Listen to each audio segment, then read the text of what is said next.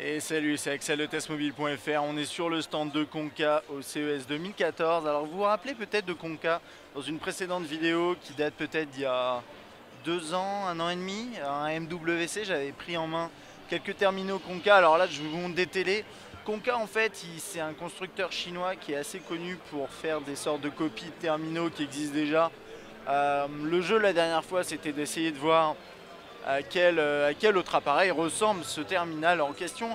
Après ici, cette année, j'ai l'impression que c'est un petit peu différent dans la mesure où on commence à avoir des appareils qui se ressemblent de plus en plus, même chez les autres constructeurs. Donc là, par exemple, on a un terminal qui s'appelle le Viva L128 ou i128, qui a un 4 pouces avec un écran WVGA 1,3 GHz dual core, 5 mégapixels à l'arrière, dual SIM.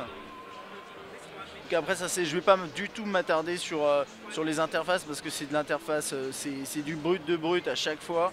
Donc bon voilà, c'est vraiment juste pour vous montrer très rapidement la gamme de Konka qui est un peu impossible à se procurer de toute façon chez nous, c'est purement informatif.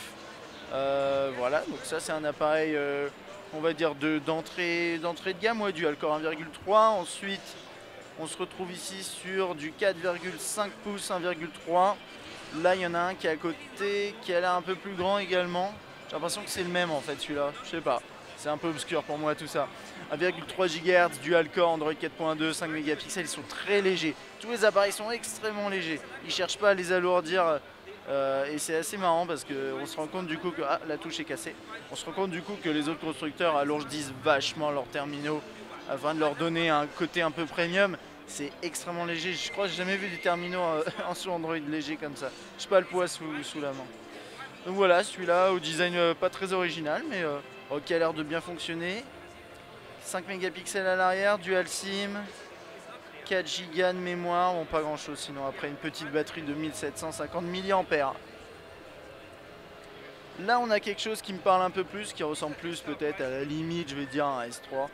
Mais on a énormément de constructeurs aujourd'hui qui font des smartphones qui ressemblent à ça, en blanc avec le chrome autour, ce genre de truc. Donc là c'est un 5 pouces quad core 1,3 GHz, Android 4.2, appareil photo 8 mégapixels, 2 mégapixels à l'avant, dual SIM, 4 Go de mémoire interne. Ils sont un peu en radar en mémoire quand même chez Konka. Et 2000 mAh au niveau de la batterie, et pareil, extrêmement léger. C'est assez incroyable d'ailleurs. J'aimerais bien comprendre pourquoi. Est-ce que c'est juste parce que c'est du plastique, mais il y a énormément de constructeurs qui font des terminaux en plastique et ils sont pas aussi légers. Là on a une petite surcouche, plutôt sympathique d'ailleurs. Ok, bon, on va pas s'éterniser, on en a d'autres à voir, dont un qui me plaît pas mal. Alors désolé, je porte la caméra, c'est pas habituel pour moi. Celui-là, avec des angles, enfin, avec des tranches droites, ce genre de design, qui fait peut-être penser à un Xperia ZR si je me trompe pas, ouais. Bon, plutôt pas mal, joli design. On passe à la suite. Là on a un 4 pouces 1,3 GHz dual core avec un design pas très original. Mais intéressant, pareil, hein, extrêmement léger comme d'habitude. Enfin comme d'habitude, comme tous les autres. 1,3 GHz dual core, Android 4.2, 5 mégapixels. Ça vole. C'est un peu, ouais je sais pas, ça fait un peu, bien sûr ça fait cheap, mais en soi l'idée d'avoir les deux barres en haut et en bas c'est pas si mal, à voir. Ok. 4,5 pouces FWVGA, c'est du IPS, 1,3 GHz dual core, Android 4.2, 8 à l'arrière, 2 à l'avant, dual SIM, 4 Go toujours, on a des specs toujours quasiment similaires, hein. Enfin quasiment les mêmes à chaque fois. Je pense que c'est des appareils qui valent vraiment rien en termes de prix, hein. Je sais pas niveau perf etc ce que ça vaut. Là une petite surcouche aussi avec des icônes personnalisées. Bon. Et là je crois que c'est le dernier, on a un 3,5 pouces HVGA 1 GHz dual core, donc c'est un petit enfant. Android 4.2, 2 mégapixels à l'arrière, ça se fait encore ce genre de truc. Très bien.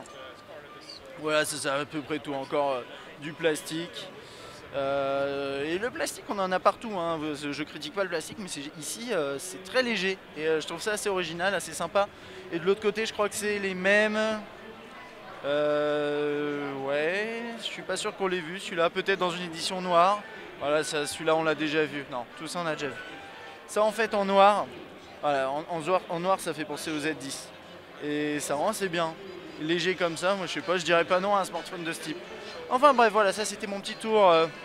On va dire mon petit tour annuel du Tour Conca, qui nous plaît toujours autant. Bien sûr, on n'achètera pas les produits chez eux, mais, parce qu'on n'en a d'ailleurs pas la possibilité, mais je me demande s'ils arriveront un jour chez nous, ça peut être pourquoi pas intéressant. Voilà, allez, n'hésitez pas à laisser un commentaire d'ailleurs en disant ce que vous pensez pour chaque appareil que j'ai montré, à quoi il ressemble, au niveau des specs ou du design, voilà. Allez, à bientôt.